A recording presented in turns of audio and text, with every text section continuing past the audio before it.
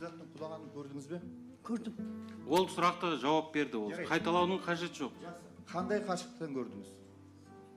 Міне осы ана мына бізді қазір түсіріп тұрған не бар ма? Тура сондай жерде бала құлап жатты. Сіз тақалдыңыз ба қасына? Жоқ, тақалған жоқпын. Мен ол жерге жете алған жоқпын. Не себепті жете алмадыңыз? Менің басыма түскен дүние сіздің басыңызға түскен кезде не себептен жете алмағанды білесіз.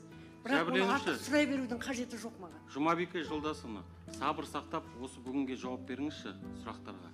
Содан кейін сізден жауап алмаймыз. Себебі ол кісі менің басыма түскен дүниенің не екенін түсінбей тұрғаны үшін сол сұрауды беріп тұр. Білесіз ба сіз?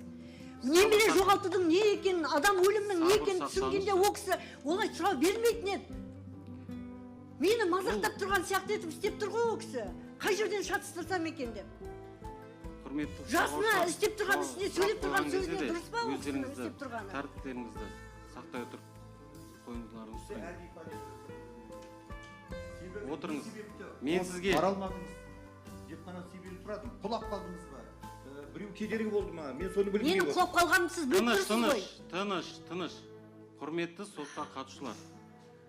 Құрметті жәбірленуші, бұл сот отырысы болғандықтан сізге сұрақтар қойылу қажет. Бүгін сол сұраққа жауап беруіңізді сұраймын.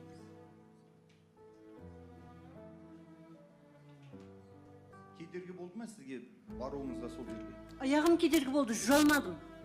Соны айтсаңыз болды, мен басқа ештеңе сұрамаймын.